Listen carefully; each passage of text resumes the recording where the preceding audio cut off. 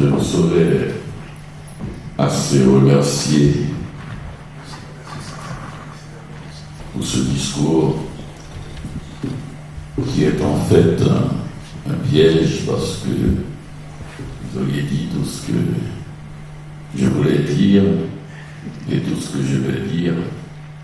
La seule différence, c'est que, comme un enfant, je suis venu avec des images pour vous montrer ce que vous avez dit et combien certaines de vos fulgurances poétiques étaient tombées justes. Tout d'abord, je dois saluer à la manière haïtienne cette société. Nous disons en Haïti bonjour la société ou bonsoir la société. Et signaler dès le départ le fait que je me sens très bien ici à Nîmes, la ville où Jean Matou et Marie-Françoise m'ont invité une première fois pour voir Nîmes et pour voir Haïti à l'intérieur de Nîmes, puisque dans leur maison, ils ont exposé beaucoup de tableaux haïtiens depuis l'escalier jusqu'aux toilettes. Et tout d'abord, une incongruité de la part de l'Académie française. Je crois que c'est peut-être le seul endroit où celui qui est reçu par l'avant, celui qui le reçoit. Ici, au moins, c'est tout à fait logique. Quand on reçoit quelqu'un, on parle avant lui. Ce qui rend difficile la chose pour celui qui reçoit. Cette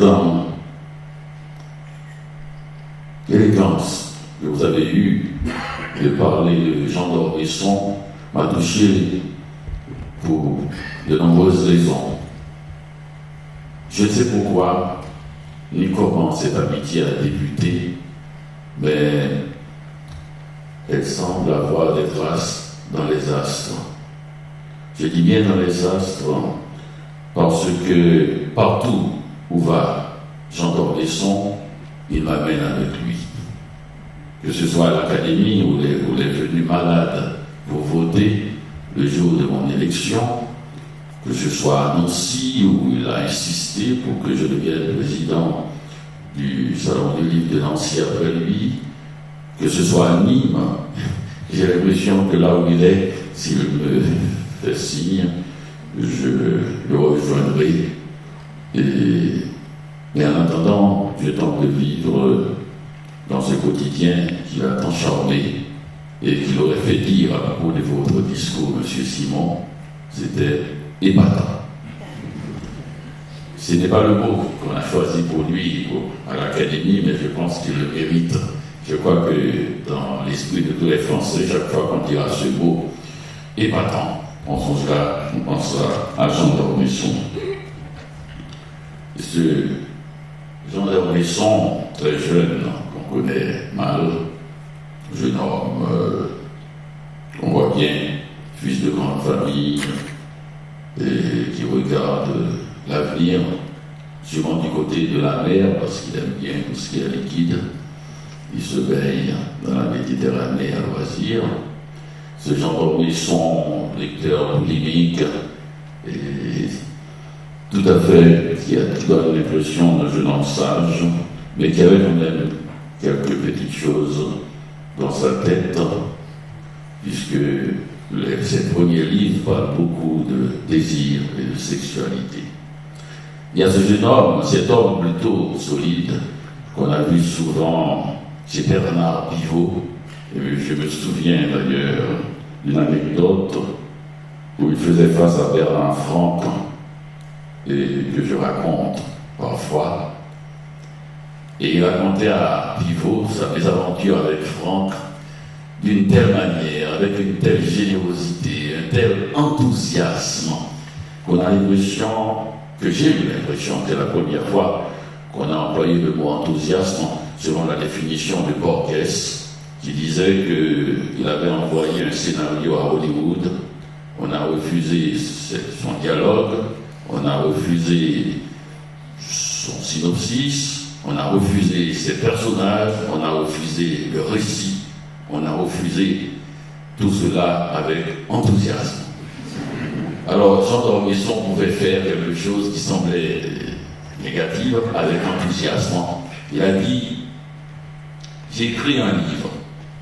Bernard a écrit un article très dur sur mon livre. Il a écrit un second article aussi dur. Et c'était un bon article. Un troisième, encore plus dur. Très bon. Un quatrième encore. Finalement, il a écrit un cinquième article. Ce n'était pas sur moi et ce n'était pas bon. Alors, la suite montre que le négatif peut se révéler extrêmement positif si celui qui l'a subi se révèle lui-même un être généreux, courtois et élégant. Il était plutôt amateur de bons mots à ce moment-là. Il n'était pas encore cet homme sage qui, vers la fin de sa vie, a séduit la France et peut-être toute la francophonie. Les gens étaient très contents, comme s'il s'agissait d'un vase sacré, et même on savait très bien profane, et il avait cette gaieté, cette façon d'être qui réconciliait beaucoup de gens avec la littérature. Beaucoup de gens disaient entre eux, on voudrait être Jean d'Ormesson. Parce qu'il avait une façon, et jusqu'à la fin, de porter la douleur avec grâce. Il reculait la peur de la mort et il n'avait aucune timidité pour vivre chaque minute de sa vie. C'était un ami. J'ai parlé des astres tout à l'heure. Quand j'étais en Haïti, durant le tremblement de terre, moment assez difficile, je ne voulais pas revenir en cette séance gracieuse sur ce moment. Mais en rentrant à Port-au-Prince, j'ai trouvé une lettre datant du 12 janvier 2010, le jour même du tremblement de terre, où Jean d'Ormesson me disait qu'il était content que je sois sûrement heureux quelque part dans le monde. Il n'était pas au courant du tremblement de terre, information.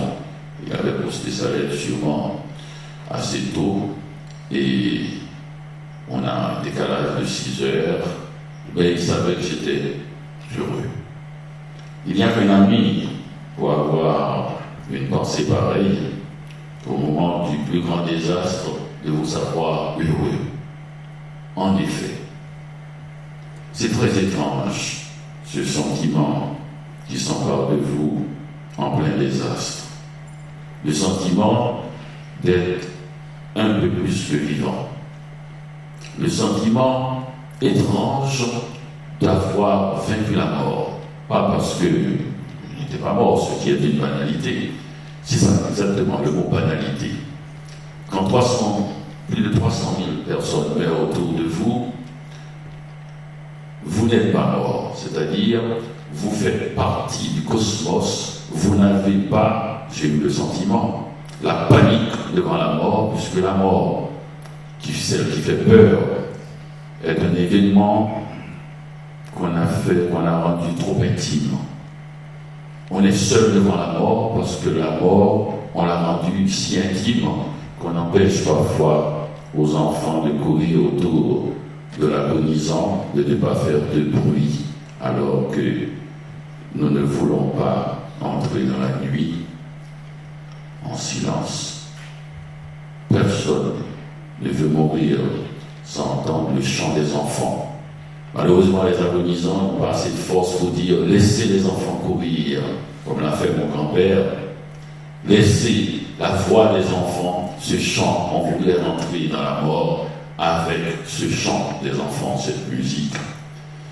Donc, c'était un moment excessivement vif, pour ne pas dire joyeux, vif, parce que j'ai eu l'impression que la peur de la mort, c'est parce qu'on l'a singularisée.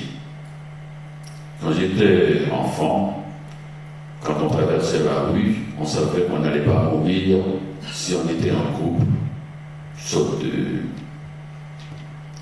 quelque chose qui nous passe par la tête, on ne sait pas d'où vient cela, mais on avait l'impression qu'on ne meurt pas en groupe. Et quand il s'agit d'une ville qui tremble, on a cette impression profonde de faire partie du paysage, de devenir le bananier. le mendier, l'oiseau qui vole, de n'être pas seul et d'être beaucoup plus, et de sentir que l'humaine condition est quelque part un artifice magnifique, mais n'est qu'un artifice. Nous sommes tous là. Et c'est pourquoi peut-être qu'au moment de ce tremblement de terre et tout de suite après, je suis allé voir dans le jardin de l'hôtel où je me trouvais si les fleurs à longue tige s'étaient brisées, si les tiges étaient cassées. Je ne sais pour quelle raison, par quelle fantaisie poétique, j'ai eu une envie irrésistible d'aller voir comme si je mettais le sort de la ville dans le fait que les fleurs avaient résisté beaucoup plus que les maisons et que le dur était tombé tandis que le fragile était encore debout. Je ne sais pas pourquoi j'ai placé, non dans les humains, mais dans la plante, dans le paysage, j'ai placé toute ma fortune, tous mes désirs, toutes mes espérances et toute ma promesse. En effet, le paysage m'a construit. Je viens d'une petite ville d'Haïti qui s'appelle Petit-Goâve. Je suis né à Port-au-Prince, mais assez rapidement, on m'a envoyé à Petit-Goâve pour me cacher des sbires de Duvalier qui pouvaient à tout moment s'emparer de moi et obliger mon père, qui militait contre le régime à l'étranger, à se taire ou à rentrer pour se constituer prisonnier. C'est une vie lente, une vie douce, où il y a très peu de caprices, à peine quelques cyclones, mais au milieu de cette ville se tient une petite maison, c'est le 88 de la rue Lamar. Cette maison dont j'ai tenté avec tous mes livres à faire une adresse universelle du bonheur. Moi-même, je m'en sers chaque fois que je me sens angoissé le soir. Je n'ai qu'à fermer les yeux et à m'imaginer dans une des pièces de ce 88 de la rue Lamar pour me retrouver avec tout ce qui m'entoure, tout ce qui m'a construit, tout ce qui a structuré ma sensibilité. Le premier personnage, c'est ma grand-mère, Da, et que je vois en fermant les yeux, comme je le fais là en ce moment. Elle est assise sur la galerie, il est 2 heures de n'importe quel après-midi. Et elle a à ses pieds une cafetière et elle boit sans cesse du café et tout tourne autour d'elle, tout virevolte autour d'elle. Et c'est là que j'ai appris que le personnage immobile est le plus puissant. Et depuis, dans tous mes livres, il y a toujours un personnage qui ne bouge pas, tandis que tout tourne autour. Donc pour comprendre la vitesse, il faut le point immobile. C'est ce point immobile qui tient une cafetière à ses pieds et ce café dont on connaît la ressemblance avec l'encre, qui est aussi le carburant qui permet à certains écrivains, j'en parlerai tout à l'heure pendant quelques minutes, comme Balzac, de produire toute son œuvre et d'aller aussi vers la mort. Alors, la mort, on voit ce cimetière, la mort est importante dans ma vie et dans ma littérature aussi, puisque dans ce cimetière se trouve le baron Samedi, qui est un peu le concierge du cimetière. C'est une tombe vide que l'on met à l'entrée de tous les cimetières d'Haïti pour dire peut-être qu'on ne meurt pas. Et parce que aussi c'est un dieu, un demi-dieu, et qui se tient à l'entrée du cimetière et qu'il faut à tout moment questionner pour savoir ce qui se passe dans le monde des morts. Pas le monde de la mort, le monde des morts. Les dieux du vaudou sont pratiques. Ils n'aiment pas l'idéologie. Vous voyez ces femmes, elles sont aujourd'hui, mais j'en ai connu dans mon enfance. Et c'est d'elles que j'ai appris quelque chose qui m'a aidé beaucoup dans mon écriture, si je dirais un peu trop proche de la peinture primitive, où tous mes personnages sont se bousculer vers le premier plan. Si j'ai pu apporter une légère perspective de fond, c'est à cause de ce regard féminin, celle de ma grand-mère qui pouvait, du salon, regarder jusqu'à la cuisine qui se trouvait dans la cour, et plus loin même, jusqu'à la rue des Vignes, et voir presque en zoom un personnage qui passe sur une bicyclette avec un régime de bananes. Ce n'est pas une observation poétique, c'est plutôt pratique. L'homme, avec ce régime de bananes sous le vélo, lui doit de l'argent. Dans la cuisine, elle s'attend à ce que les gens préparent le café pour apporter au salon où elle a des invités. Dans la chambre qui précède, elle surveille pour voir si les jeunes filles ne se tiennent pas trop près des jeunes garçons, puisqu'on a plusieurs maisons dans la cour de notre propriété. Donc, c'est tout un monde où les gens, ceux qui sont responsables, doivent pouvoir regarder plus loin que leur nombril. Le nombril, c'est celui des hommes qui sont au salon et qui discutent politique, puisque mon père était un homme politique et mon grand-père était officier d'état civil, qui discute des denrées, qui discute du café, du prix du sel, du prix du sucre sous le marché mondial. Donc j'avais, à l'intérieur de ce petit cocon, le monde proche, qui avait un regard plus pénétrant et plus profond, celui du quotidien, du réel, et le monde, disons, international, universel, celui qui discutait du prix du café sur le marché mondial et qui était parfois de l'aveuglement sur tout ce qui était pratique, quotidien, réel, ordinaire. C'est vrai, c'est étonnant parce que le mot ordinaire, vous avez bien vu que je fais des dérives sans cesse, comme le faisait mon vieux maître Jean d'Ormesson. Ce monde ordinaire, quotidien, j'en ai eu la preuve de son accent poétique et de sa profondeur en lisant un texte de Dante. Dante qu'on connaît, Dante avec ses arabesques d'une certaine manière, un style qui pourrait être dans certains passages baroque, étrange, pas trop pour un haïtien qui le lit avec les images du vaudou, mais quand même. Et j'ai été étonné par cet éloge que je voudrais faire mien pour parler de ce monde de l'enfance, de celui de ma grand-mère, de celui de mes tantes, de toutes ces femmes qui m'ont fait voir l'envers des décors. Dante disait, au-dessus de nos têtes, à tire d'aile, vole Homère. Il est le plus grand de tous, car il est le poète de l'ordinaire, du terre-à-terre et du quotidien.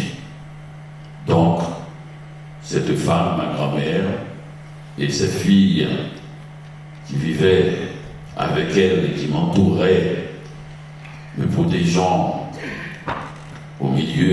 me plaçant au milieu d'un cercle de feu pour empêcher que la main de Duvalier, la main de la dictature, non pas forcément une arrestation brutale, mais la vulgarité, cette main qui doit avoir pouvoir sur la vie des gens, des petits gens, comme on disait, des gens ordinaires, il faut l'entendre dans le sens de Dante, des gens de la vie courante. Eh bien, ces femmes qui m'ont protégé, me mettant au cœur, au centre de ce cercle de feu, d'amour et de tendresse, et m'ont permis d'une certaine façon de continuer ma route. La voilà. Da. Elle est là. Elle n'a de connaissance de l'alphabet que par les lettres qui se trouvent sur son visage quand les rides se croisent. Et à cette époque, elle était plus jeune, la police, mais bien plus tard, je pourrais apprendre sur son visage l'alphabet. J'ai découvert même un W sur sa nuque. Les X, les V, les T se succèdent par séries. Je suis sur la petite galerie avec ma grand-mère et derrière mon dos, à 100 mètres, se trouve quelque chose d'extraordinaire qui aura un impact formidable dans ma littérature, dans ma vie, surtout pour me permettre une certaine sérénité. C'est la mer des Caraïbes. Elle n'est pas bleue, elle est turquoise le plus souvent, peut-être pas ici. Cette mer des Caraïbes, c'est étonnant parce que c'est avec cette image-là que ma grand-mère m'a permis de comprendre que l'endroit le plus petit, le plus exigu, le plus local, le plus pointu était le centre de l'univers. Nous avions une fenêtre sur la mer. Je n'avais qu'à me retourner pour la voir indolente, comme une sorte de grande piscine, puisque c'est une mer qui n'est pas mouvementée du tout. Pour la voir, il faut savoir et sentir qu'il y a tout un monde qui grouille et dans cette mer, au fond de cette mer des Caraïbes. C'est quand même assez intéressant parce que cela me permettra de ne jamais me croire dans un endroit perdu. La mer n'a pas été, ce que Borges dit, quelque chose qui sépare et unit. La mer a été quelque chose qui fait partie de mon univers mental, de ma sensibilité, quelque chose qui m'habite et qui élargit le monde. C'est pour cela que je ne serai jamais d'aucune école, d'aucune chapelle. Plus on n'a qu'à le voir nous-mêmes, il suffit d'avoir une toute petite chambre qui donne sur le ciel, qui donne sur les montagnes, qui donne sur les arènes de Nîmes, par exemple, la chambre de mon hôtel. Je suis arrivé dans une chambre exiguë il y a à peine 3 heures, j'ai ouvert la fenêtre et j'avais une vue sur les arènes de Nîmes et je me sentais non seulement avec vue sur ce splendide monument et en même temps sur une époque qui nous paraît aujourd'hui si éloignée et qui se trouve à la merci de mon regard. Donc, c'est extraordinaire cette idée d'exiguïté qui débouche sur une immensité. C'est cela que j'ai toujours voulu faire dans ma littérature, de manière têtue, entêtée. C'est-à-dire ne jamais sortir du minuscule, du petit, de l'anecdote, de la chose la plus pointue. Parce que pour moi, à mes yeux, la différence entre la lecture et l'écriture, c'est que si la lecture est horizontale et qu'un lecteur peut devenir, comme Borges, un érudit, Monsieur le Président, vous avez parlé du côté vorace, du lecteur vorace que je semble, j'ai l'impression que vous en êtes un. L'écrivain, lui, doit faire un petit trou et descendre au fond de la mine jusqu'au plus profond. L'écriture est verticale. Donc pour moi, ces deux éléments se trouvaient réunis dans cette petite maison de la rue Lamar, au 88, qui, aujourd'hui, chaque fois que des visiteurs passent dans cette ville, ils vont regarder cette maison, on la trouve minuscule. Mais j'ai ouvert, sans augmenter le nombre de pièces, dans la littérature, un vaste espace qui relie l'enfance à la mer. Donc, on peut agrandir ce que nous vivons. Et voici Port-au-Prince.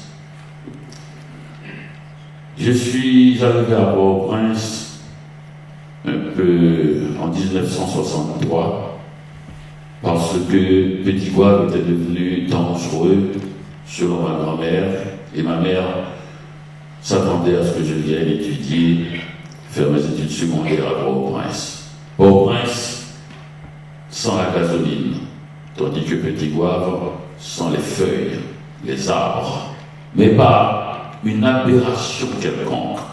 Les gens de Port-au-Prince parlent avec mépris des gens qui sentent les feuilles, les arbres. Comme c'est étrange. Alors que sentir la gasoline ne me semble pas supérieur à sentir les feuilles. C'est une vieille haine pour tous ceux qui viennent de la campagne, des arbres, du monde de la nature.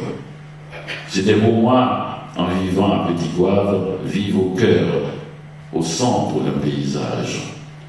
À Port-au-Prince, vous avez vu toutes les maisons l'une sur l'autre comme ça.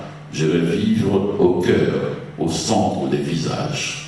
Je suis passé du paysage au visage.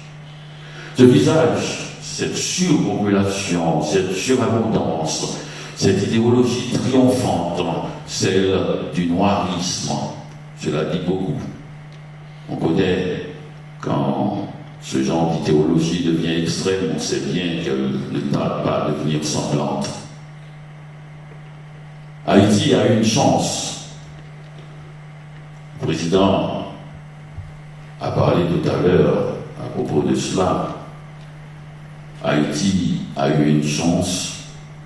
Nous nous sommes battus contre l'armée de Napoléon et nous avons déclaré notre indépendance le 1er janvier 1804. C'est la moitié de la chance. Nous avons combattu la colonisation. Nous nous sommes libérés, mais pas encore. Il y a une idéologie tenace dont il a fallu s'en libérer. Elle se tient en une phrase prononcée par François Duvalier, qui a dit « Vaut mieux un dictateur noir qu'un colon blanc ». On lui a répondu « Non aux deux ». Et c'est ainsi que nous nous sommes débarrassés de la névrose. Ce qui est étrange, c'est la dictature qui a sauvé Haïti de la névrose coloniale. Nous avons vu que nous pouvons faire aussi mal qu'un autre. Et plus jamais nous sommes repartis dans le passé, plus jamais nous nous sommes nourris d'une haine séculaire contre quelqu'un d'autre, contre un occupant.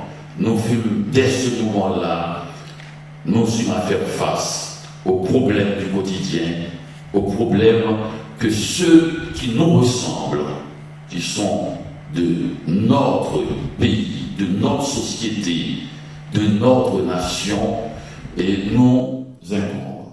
Ce sont ceux qui nous ressemblent, qui veulent absolument nous remettre dans cet état d'esclavage, et donc, depuis, d'une certaine manière, nous sommes sortis de cette névrose. N'importe quel Français peut aller en Haïti, il ne se fera pas attaquer sur le fait du passé esclavagiste, parce que nous avons affaire avec des choses beaucoup plus sérieuses et beaucoup plus graves. La dictature en est une. C'est étrange, il paraît que c'est courant, que le mal peut sauver du mal. C'est étrange. Oui, voici cette ville, et voici le portrait de ce jeune couple. J'imagine, mon père, à ce moment-là, se fiançait avec ma mère. Il était à Petit Goâve, il passait, parce qu'il militait dans la politique. J'imagine qu'il doit se dire, est-ce que ça va durer longtemps? On lui a exigé de porter une cravate. Il est tout pressé de rejoindre ses camarades qui l'attendent dans une voiture qui déjà klaxonnait pour aller faire la révolution, changer le pays. Tandis que ma mère, toute heureuse, toute timide, mais elle sait bien. Elle sait bien ce qu'elle veut. Ce qu'elle veut, c'est moi. Elle sait bien ce qu'elle veut. Elle m'a quitté l'année dernière sans jamais m'avoir dit son âge. Coquetterie. Et une femme aussi coquette ne peut pas mourir. Coquetterie. Quand je devais me naturaliser canadien, j'ai appelé ma mère pour lui demander son âge, parce que c'est obligatoire. L'âge de votre mère, le nom de votre mère, son nom de jeune fille. Vous savez, dans l'administration, l'administration se nourrit de détails, presque impudiques parfois. Elle m'a dit, bon, c'est bien connu. Déjà, ça commence mal. Je suis né en 1934. J'ai dit, c'est sérieux. Bon, en 1929, J'ai dit, maman, c'est très sérieux. Si jamais vous me donnez une mauvaise date, vous ne pourrez pas rentrer au Canada pour venir me voir. Elle a dit 1926. J'ai dit, il faut me donner la date qui est sur vos papiers, vos actes de naissance. Elle est partie, elle n'est jamais revenue. En effet, elle n'a jamais quitté Haïti. Et j'ai dû écrire en exergue, en dédicace de mes livres, Pays sans chapeau, à ma mère, qui n'a jamais quitté Haïti, même pour une minute, dit-elle, parce qu'on ne quitte pas le chevet de grand malade. C'était ça son opinion. J'ai parlé tout à l'heure de cette joie étrange que l'on ressent quand il y a un grand désastre. Le lendemain du tremblement de terre, puisque le soir même c'était impossible pour tout le monde, je suis allé voir ma mère pour savoir si elle était vivante. Ma soeur, mon neveu, mon beau-frère. Et quand je suis arrivé, je les ai trouvés sur des matelas devant la maison. Et ma mère, toute excitée, me dit, c'est la première fois que je suis couché à la Belle Étoile depuis mon enfance. Elle était si heureuse de cette possibilité de dormir à la Belle Étoile. Elle me disait, mais il fait si chaud dans les maisons, pourquoi on dort là toujours à la Belle Étoile? Elle est restée 1 mois dehors. Il a fallu que je rentre à nouveau pour l'obliger à rentrer. Et vous savez comment? En y rentrant d'abord, et sachant que la maison était fragile et qu'elle pouvait tomber sur moi à tout moment, elle m'a suivi pour mourir avec moi. C'est ainsi qu'elle est rentrée à nouveau dans la maison et donc je suis resté avec cette image de ce moment excitant, de ce moment terrifiant, de ce grand malheur qui peut provoquer des émotions étranges. Durant ce grand malheur, mon neveu, qui porte le même nom que moi, Dani, parce que ma soeur m'a dit qu'il va à la chasse faire sa place. Vous êtes parti, on a appelé un autre Dani. Il veut devenir écrivain. Et pour l'inciter à l'être, je lui ai dédié mon livre « L'énigme du retour ».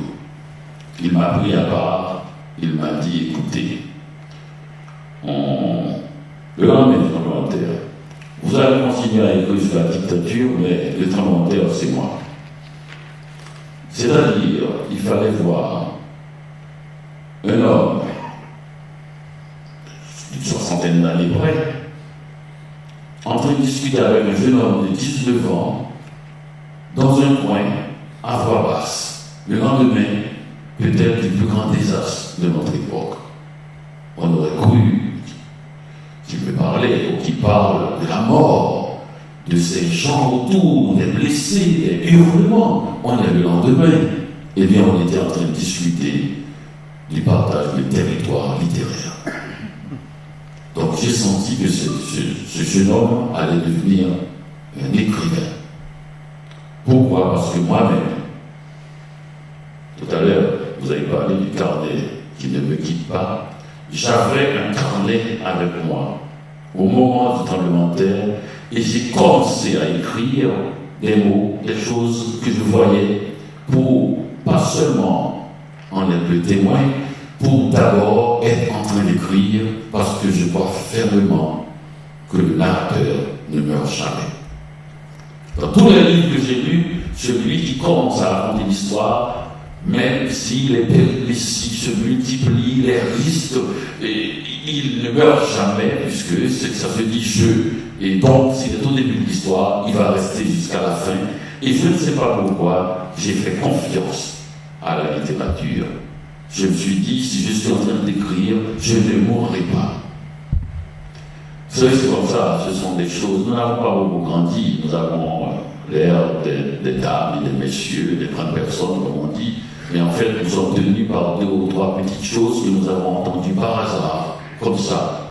Nous sommes tenus par rien, Et dans les moments les plus graves, là où nous baissons les bras, où nous baissons les armes, là où nous sommes le plus nus, apparaît ce petit bagage formé de 3 ou 4 images, de 2 ou 3 rituels, de 3 ou 4 phrases, qui sont les choses qui nous accompagnent toute notre vie et qui restent, c'est le substrat, qui reste au fond de la marmite et qui peut à tout moment se réveiller pour nous perdre ou nous sauver.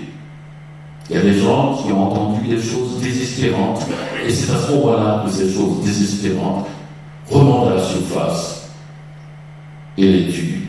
Et d'autres, comme par hasard, ont entendu des gens, des parents dire d'eux, quand ils étaient cachés, une chose extraordinaire, qu'ils étaient à la vue de leurs yeux ou quelque chose comme ça, et qui restent avec cette petite phrase au fond d'eux, et on passe toujours le reste de notre vie à essayer de cacher ça, on met ça sous une pile. Mais nous savons très bien que la princesse au petit pois s'agitera toute la nuit jusqu'à ce qu'elle ressente tout à fait ce qu'elle est. Ah, mon père a été exilé par le Père. Moi, j'ai été exilé par le Fils. C'est une terrifiante symétrie. Père exilé, Fils exilé. Mon père et moi, et les deux duvaliers, père et fils. Mais en même temps, là aussi, ils ont mis, avec 29 ans de règne, une telle situation d'épouvante qu'à un moment donné, je me suis souvenu de cette phrase d'Homère qui disait que si les dieux nous envoient des malheurs, c'est pour qu'on en fasse des chants. Ma mère me l'a dit une fois, je me souviens, elle m'avait dit que si Duvalier nous plonge dans les ténèbres, tu dois apporter cette petite étincelle qui nous permettra de voir. Et cette phrase m'est restée dans la tête parce que je crois que si on devient un poète, c'est pour faire le contraire. Chaque fois que je tente d'expliquer le duvalierisme par un texte, j'ai toujours l'impression, un texte, un lycée, de faire fausse route. Chaque fois que je voudrais reprendre l'image de ma mère pour la mettre en pratique, j'ai toujours l'impression que cette noirceur dont elle parle n'est pas la bonne noirceur. Parce que pour moi, un poète et un essayiste dans une grotte sombre, l'essayiste se dirige vers la sortie, vers la lumière, et le poète s'enfonce encore plus profondément dans la noirceur. C'est là où j'ai pris une position différente de ma mère, parce que je ne voulais pas que ma littérature, mon écriture, ma plume soit utilisée contre Duvalier. Parce que je crois le contraire. Je crois que ce qu'il faut, ce qui embarrasse le pouvoir, ce qui est vraiment subversif, ce n'est pas de le combattre, mais c'est d'être heureux malgré lui. Quand on le combat, quelque part, on entre dans son espace, parce que pour ce qu'il veut vraiment, dans son narcissisme personnel, au-delà de l'idéologie, au-delà de la militance dans le mal, c'est que vous soyez obsédé par lui. Il veut qu'on soit pour ou contre lui. Mais si vous faites un saut à côté,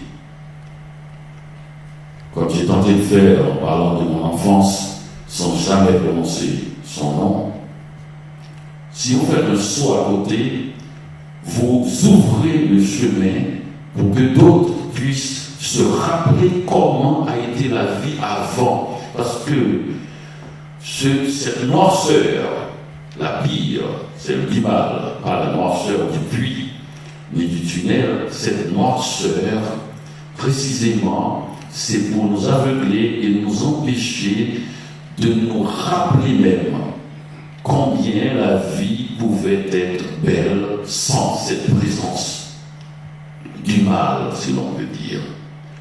C'est précisément, non, pour moi, de ne pas aller dans cette direction.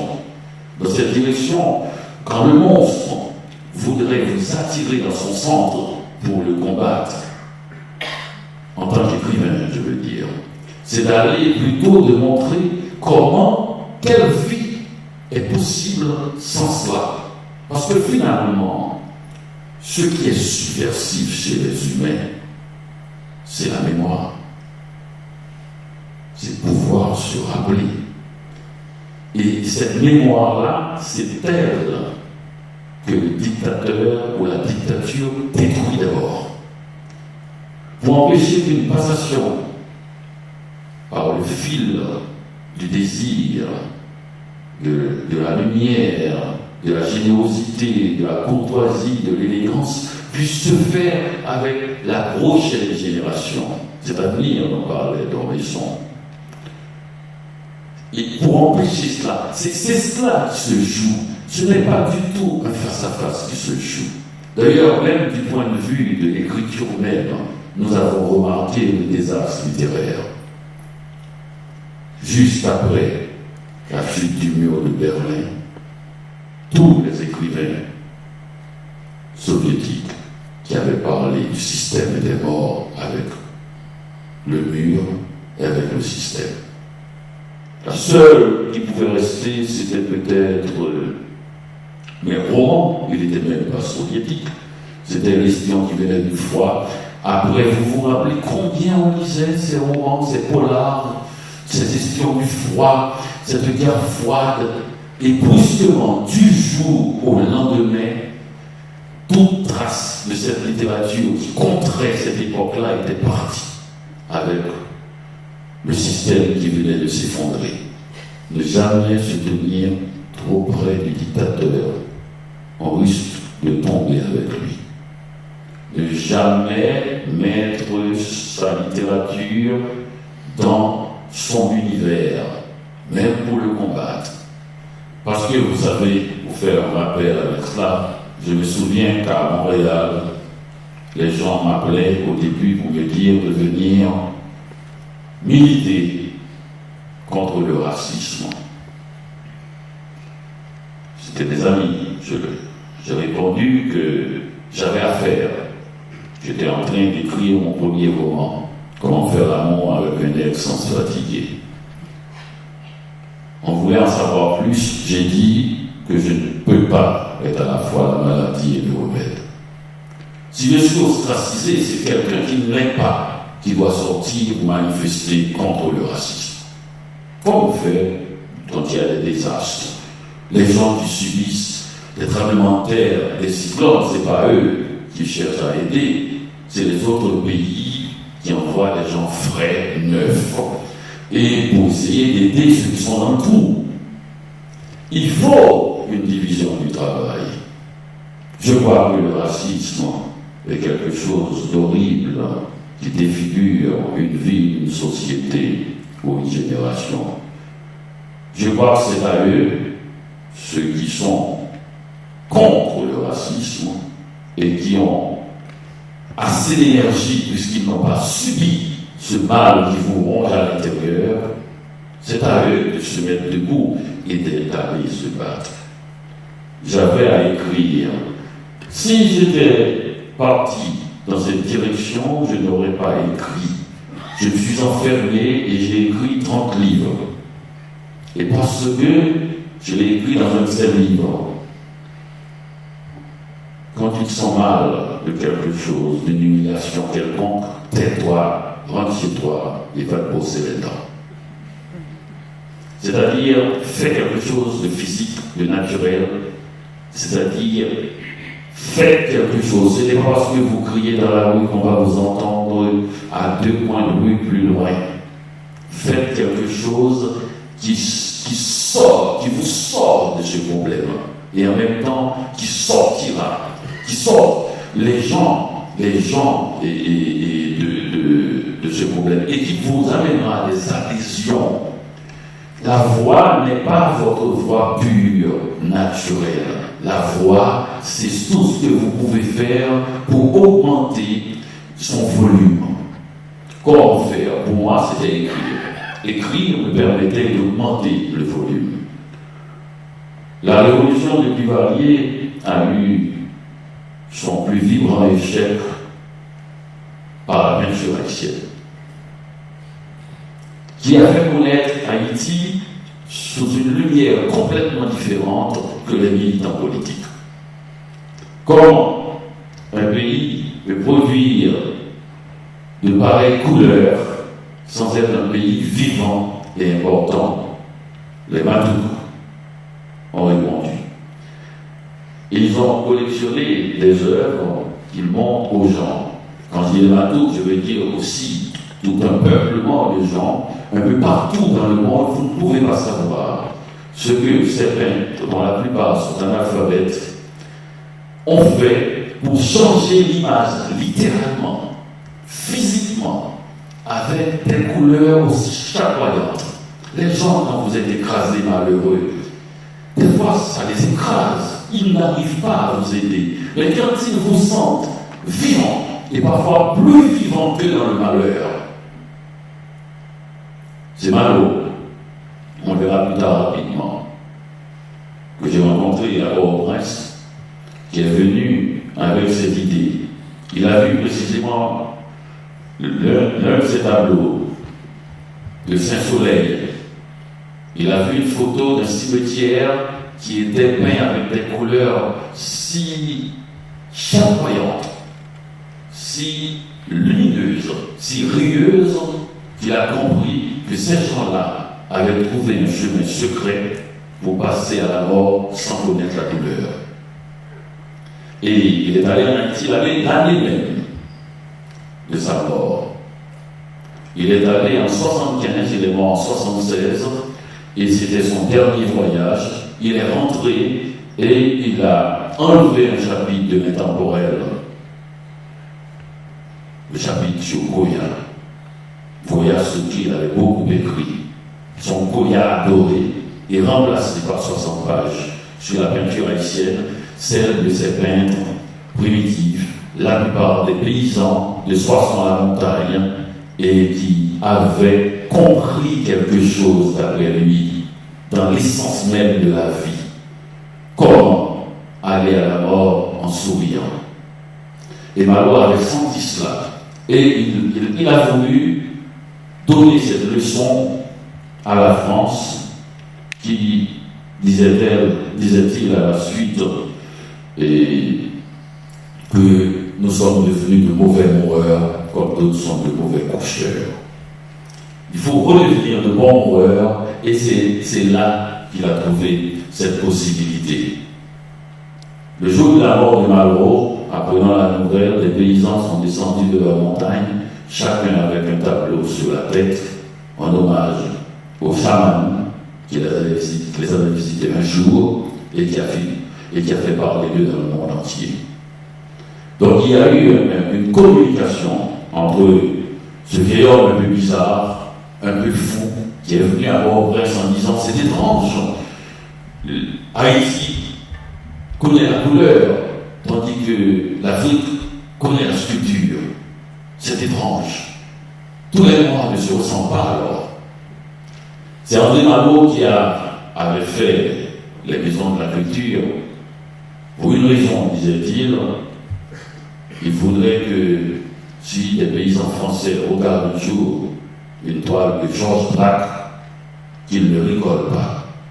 Et quand il est arrivé en Haïti, à Soissons-la-Montagne, il a dit « Aujourd'hui, c'est à Georges Braque de ne pas rire ». C'est extraordinaire parce que c'est un vieux truc de tous les militants, faire entendre la voix de ceux qui ne parlent pas. Et bien cette voix est la plus percutante dans la culture haïtienne. la voix des peintres. Elle est allée plus loin que tout le monde, avec gaieté, pas cher, avec une sorte de fantaisie, une insouciance, de cette insouciance dont le peintre Baptiste m'a dit un jour. J'ai dit, mais pourquoi faites des toiles pareilles, avec des fruits juteux, des arbres, des couleurs, alors que tout autour de vous, ce n'est que désolation? Il m'a dit, mais je ne peins pas le pays réel, je peins le pays rêvé. Et d'ailleurs, chez la Ferrière, pourquoi voulez-vous mettre dans votre salon ce que vous pouvez regarder par la fenêtre? Il me semble que c'est très simple. Ce sont ces peintres qui m'ont touché. Et vous voyez, Hector Hippolyte, ce sont ces peintres qui ont ébranlé Breton, qui en ont parlé comme s'il s'agissait d'un monde ensoleillé, que les gens baignaient dans leurs rêves. Il y avait, et que le surréalisme était cette fois-ci sans angoisse, sans douleur, et ne pouvait produire que des fruits, des fleurs et des femmes nues. Ah, Montréal. Été exilé en 1976, je suis arrivé à Montréal en plein jeu olympique et je suis passé du jour à une nuit aussi calme et sereine que le jour. Pourquoi je dis ça? C'est parce que les nuits de Port-au-Prince sont chargées de revolvers. Et ma nuque n'est pas insensible à une balle. J'ai toujours vécu avec cette angoisse qu'un jour quelqu'un va me tirer une balle dans la nuque.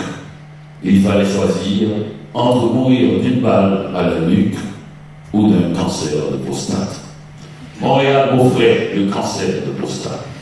C'est-à-dire la vie longue, la vie heureuse, les jeunes filles qui conversent le soir très tard dans les cafés, dans les restaurants, et toute ville où l'on voit des jeunes filles converser, rire à 3 heures du matin, est une ville civilisée. La nuit est interdite aux femmes. Ma sœur, je l'ai compris en arrivant à Montréal, n'était jamais sortie la nuit de sa vie. Comment peut-on écrire, peindre, si on ne connaît pas la nuit? Le moment où la plupart des gens qui occupent cette nuit, qui vivent dans cette nuit, baissent les armes, encore une fois, révèlent une nature différente. Nous-mêmes, notre regard, notre façon de voir les choses devient différente la nuit par rapport au jour. D'ailleurs, même notre vision, nous pouvons nous perdre dans notre quartier en faisant une route que nous faisons chaque jour, tous les jours, à la lumière du jour, et un jour, nous prenons la chance de passer la nuit et nous ne nous y retrouvons pas. Mais ce n'est pas rien. Cette possibilité de ne pas se retrouver n'était pas au cœur même de la poésie. La poésie ne se cherche pas pour se trouver, c'est pour se perdre encore plus. Donc si vous ne connaissez pas ce monde poétique de la nuit, si vous ne vous êtes jamais perdu dans une ville nouvelle, une nuit, si vous n'avez jamais marché dans une ville sans regarder, sans observer les repères, simplement en ayant en tête le nom de votre hôtel et à la poche la clé de votre chambre, vous ne connaissez pas le goût de la liberté. Et qu'il y a de si nombreuses personnes, dont ma sœur, qui ne connaissent pas ça, m'affolent. Parce que mon bonheur est en jeu. Si ces gens-là, tous, toutes, savaient, pouvaient utiliser la nuit, pouvaient être de la nuit, je suis sûr qu'on aurait apporté peut-être plus de douceur à ce pays qui est le mien. La première, mon arrivée à Montréal, le soir même, ce sont des choses qui arrivent et qui n'arriveront jamais après, mais dont on croit qu'ils arriveront chaque soir. Je suis allé dans un café. L'après-midi, Nadia Comaneci, la jeune gymnaste roumaine, aux Jeux Olympiques de Montréal, avait eu la note parfaite. J'ai pris ça perso, comme on dit. la note parfaite, c'est-à-dire quand il fallait mettre sa note sur le tableau, ils ont dû écrire 0. Ils ont écrit 1 parce que 0 n'existait pas. Ils n'avaient pas pensé que quelqu'un pourrait avoir 10 sur toutes ces pièces.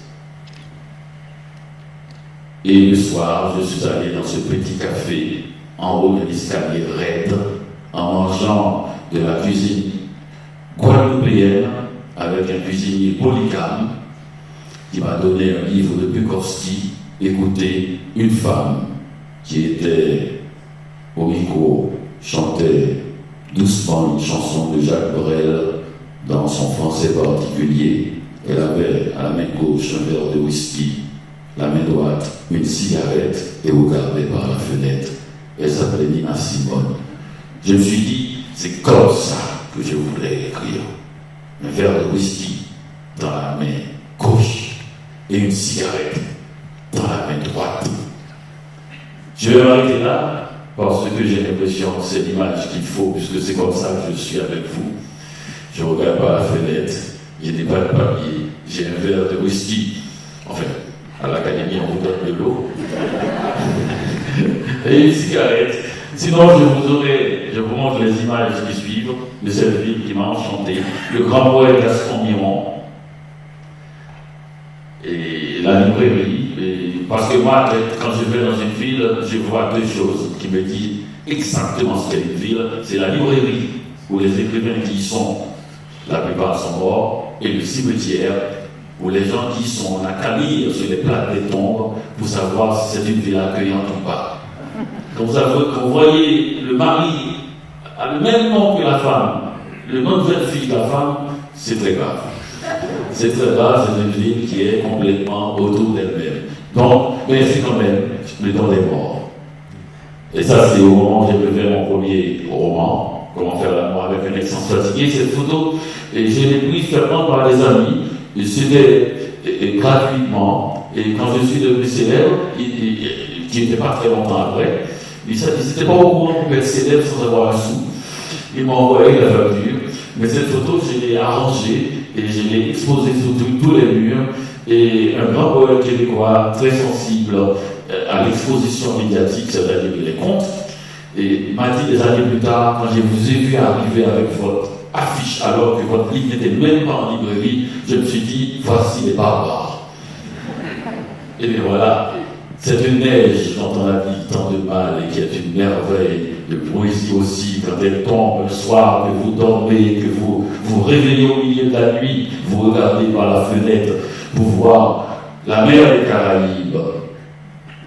Il y a quelque chose qui me réchauffe, qui se trouve dans ma tête, mais une tempête de neige, c'est la seule fois dans ma vie qu'une image a rejoint mon imaginaire d'enfance. Quand j'étais petit, je pensais qu'une ville était différente d'une autre. Le ciel était jaune, les rivières rouges, et chaque fois que j'allais, je vois que c'était les mêmes maisons, faites pareil, mais sous une tempête de neige, j'ai dit c'est vrai, ça c'est différent de Port-au-Prince. Ça c'est Paris. Je suis arrivé à Paris en 1983 et j'ai écrit ce poème pour Paris quand dernièrement elle a été défigurée. Je marche dans Paris. Alors je marche dans Paris, donc j'ai écrit ce poème pour Paris et c'est dans ce livre où j'ai montré un peu mon amour de Paris, dans Autoportrait de Paris avec Chat, Basquiat naturellement qui occupe une partie de mon imaginaire. Et de l'autre côté, c'est Balzac.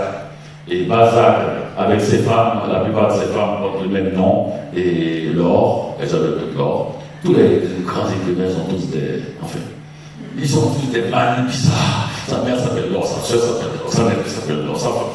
Enfin, et de l'autre côté, c'est Hemingway. Hemingway, c'est comme ça qu'il écrit. Donc vous le voyez habillé, et un peu comme ça, la tête penchée, et qu'il mange sa moustache. Et c'est qu'il est en train d'écrire dans mon livre. Et ça, c'est Henri Miller. Ce sont des gens qui sont passés à Paris. Et les deux hommes qui m'ont le plus impressionné, c'est Montaigne, la bibliothèque, et Borges, la bibliothèque. Je me suis toujours dit que ce serait intéressant, une fois, de les montrer ensemble, en train de causer dans une bibliothèque, ce que j'ai fait dans ce livre. Imaginez Montaigne et Borges à voix basse, dans un coin de la bibliothèque. Ce serait comme, j'allais dire, une mise en abîme.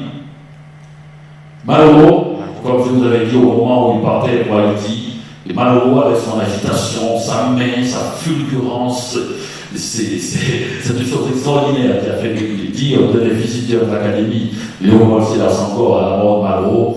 Il a dit, j'ai rencontré Malraux, on a parlé à Dakar, il a écrit un portrait sur moi dans les anti-mémoires, tout était faux, mais jamais on m'avait décrit de manière aussi profonde et aussi précise. C'est-à-dire les événements, les faits, Malraux fait ce qu'il veut avec, mais il a touché le point exact de la nature de Léopold Sédar Senghor. Il a dit aussi, j'ai rencontré un soir à une conversation dans une maison, il est arrivé en retard, il s'est assis, il a commencé à parler, je l'ai suivi, très rapidement, je l'ai perdu. Quand il a parlé, on a commencé à parler d'un sumérien, j'ai refait surface. Après, il m'a perdu encore et je l'ai retrouvé à la conclusion. C'était dans les tout petits. Ça, j'ai fait une partie sur les accidents de voiture parce que la France a beaucoup d'écrivains qui sont morts dans les accidents de voiture. Je sais pas. La France aime la vitesse. D'ailleurs, Sagan elle-même dit dépasser l'obstacle par la vitesse. C'était son mot. Dépasser l'obstacle par la vitesse. Une élégance comme ça, une façon d'aller au platane, comme l'a fait Camus, il faut dépasser l'obstacle par la vitesse. Sagan n'est pas mort, bien sûr, monsieur. Sagan n'est pas mort d'un accident de voiture, mais elle en a connu. Et ça, c'est les favoris. Mes poètes favoris, c'est François Villon, c'est même mes vieux rêves aussi, j'ai fait lire Villon le long de la Seine. Lire Villon le long de la Seine est bon pour moi, parce que pour moi, c'est un rappeur, Villon. Ah oui, c'est un rappeur. Les rappeurs, qu'est-ce qu'ils disent? Ils disent toujours, à l'autobiographie, ils disent yo. Mais yo, c'est moi, François Villon, écolier. Moi, François Villon, si juste été à l'école, ils parlent tous des rappeurs qui n'ont pas été à l'école. Juste Maison et Couche-Molle, ils se plaignent tous qu'ils n'ont rien alors qu'ils sont tous millionnaires, ne les écoutez pas. Juste Maison et Couche-Molle, mais moi, je fais à l'école comme faire de mauvais garnements. C'est Villon. Quand il dit je suis de petit extras, pauvre je suis de petit extras, c'est absolument ça. C'est toujours, quand il fait sa prière à Notre-Dame pour sa mère, tous les rappeurs ont tous une chanson pour leur maman. D'ailleurs, toutes les autres sont sauf maman. Donc Villon, je l'ai mis avec les rappeurs parce que son ton, sa façon aussi d'être dans les tavernes. Il y a un bruit de phrase. Un vers de Villon ou une phrase de Villon, je m'en vais à Angers, qui est resté trotté dans ma tête comme ça parce qu'on n'a plus jamais revu, mais c'est resté trotté. Du menteur, comme les rappeurs, ils se plaignent tous d'avoir eu des brimades, ils ont tous été subi le racisme. Menteurs, comme les rappeurs, Villon, 6 mois de prison, alors que Charles Boléon a fait plus de 25 ans, il n'en a jamais parlé de sa poésie. Villon, 6 mois de prison, toute son œuvre, il est en prison. Donc c'est magnifique, c'est François Villon. Ça, il faut quand même les chats, et je sais qu'il y en a parmi vous qui aiment les chats, c'est Léonard Fini et ses chats. Si j'ai parlé de cette image, c'est simplement parce que c'était la grande amie d'Hector Bianciotti, et qui m'a précédé à l'Académie française, et c'est quand même, Hector Bianciotti a dit, quand même Léonard Fini, c'est magnifique, quelle peine extraordinaire, quel esprit, quelle intelligence, mais on ne peut pas dormir avec 22 chats, c'est pas possible. Donc, le chiffre était, c'est la phrase que je voudrais qu'il reste sur moi, qu'on puisse tatouer sur mon dos. Et un jour, l'exil du temps est plus impitoyable que celui de l'espace. Mon enfance me manque plus cruellement que mon pays. J'ai voulu un jour, et Mingui avait parlé de ça, il avait parlé de la phrase parfaite, que je trouve que c'est la meilleure façon pour se suicider. Chercher la phrase parfaite. Il l'a fait. J'ai voulu un jour écrire une phrase où l'on sent ni nationalisme, ni noirisme, ni quoi que ce soit qui puisse toucher tout le monde. Tout le monde. C'est-à-dire, ils n'avaient pas de dire partout, oui, je suis le racisme, oui, mon pays est la dictature. Les gens ont de la compassion pour vous, mais ils ne sont pas touchés. Oui, je suis exilé. Les gens disent, c'est vrai, mais moi, je ne suis pas exilé. Mais là, tout le monde, nous sommes tous exilés de notre enfance. Nous sommes tous des exilés de la France. Et c'est un territoire où on ne revient pas. Mais on peut l'évoquer, on peut le faire arriver. Et voilà la dernière scène, c'est avec cette femme dont je vous ai parlé, qui était si grande, si énorme, que quand j'étais petit, on lui disait de faire pour nous, ma soeur et moi, Goliath. Et elle faisait Goliath comme ça. Et là maintenant, vous voyez, mais tout ce qui lui reste, c'est cette flamme d'amour, cette flamme qui a fait de moi 2 fois académicien. Merci.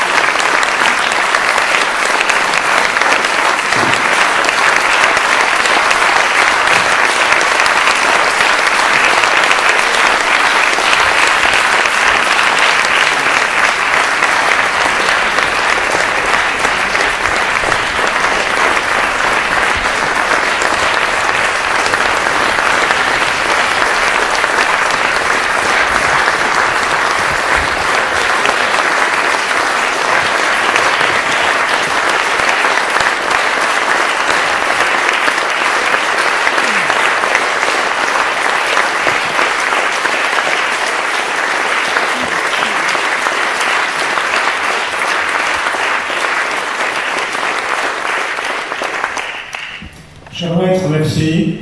La séance est levée.